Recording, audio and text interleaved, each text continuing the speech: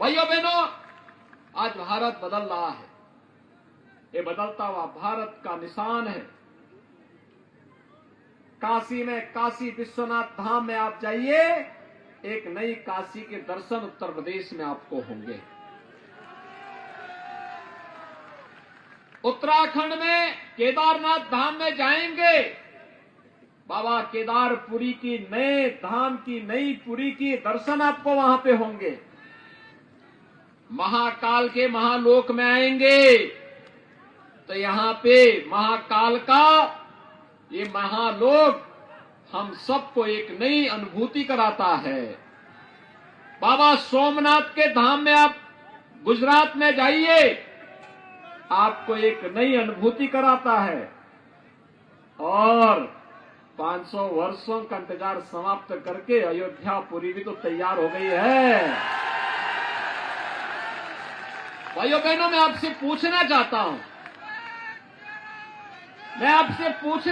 हूं, अयोध्या में राम जन्मभूमि के मंदिर विवाद का समाधान हुआ। आज मंदिर का निर्माण भी हो रहा है और 22 जनवरी 2024 को प्रधानमंत्री मोदी जी के कर कमलों से रामलला अपने मंदिर में विराजमान भी होंगे। ये जो तीनों प्रकार के कार्यक्रम हैं, आप में से भी और आपके पूर्वजों ने भी अयोध्या के राम मंदिर के लिए संघर्ष किया था। इससे बड़ा सौभाग्य और क्या हो सकता है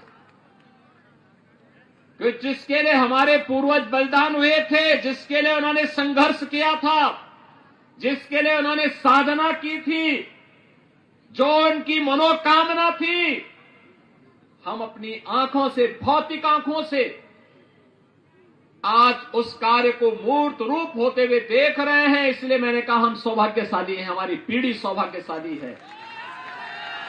लेकिन भाइयों बहनों, मैं आपसे पूछना चाहता हूं, अयोध्या में राम मंदिर का काम क्या कांग्रेस कर पाती?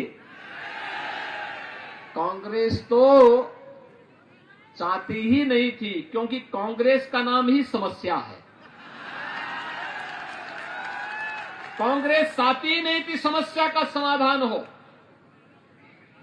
कांग्रेस ने तो कह दिया था कि नहीं, कोई परिवर्तन नहीं होना चाहिए। और तो राम भक्तों ने कहा कि गुलामी के ढांचे को हटा देंगे, न रहेगा बांस, नहीं बजेगी बांसुरी।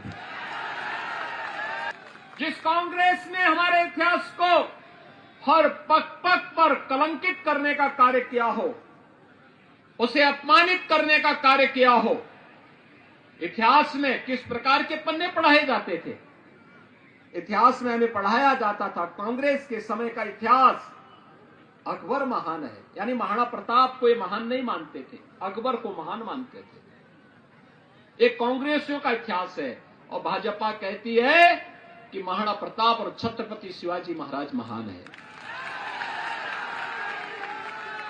अंतर स्पष्ट है। एक और गुलामी की निगाहों से पूरे देश को देखने वाली कांग्रेस देश को पुनः गुलामी की ओर धकेलने का कुत्सित प्रयास कर रही थी। दूसरी तरफ अपने राष्ट्रीय स्वाभिमान और सम्मान के लिए जानी जाने वाली भारतीय जनता पार्टी,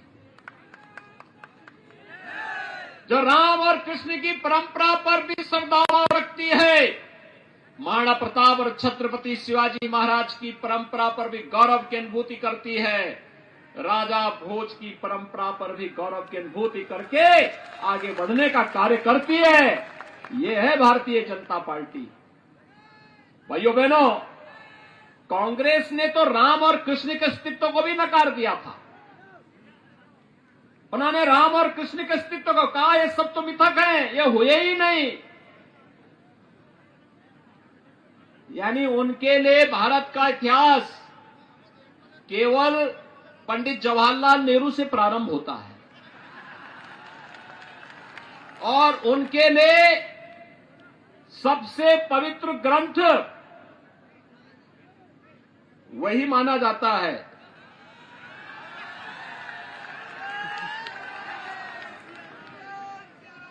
वे अपने को आज भी एक्सीडेंटल कहते हैं। एक्सीडेंट हुआ, कांग्रेसी पैदा हो गए। यानी देश का अस्तित्व है, राम और कृष्ण थे, वे मानने को तैयार ही नहीं, लेकिन हमने माना। लेकिन मानने के लिए शर्त थी, डबल इंजन की सरकार रहनी चाहिए।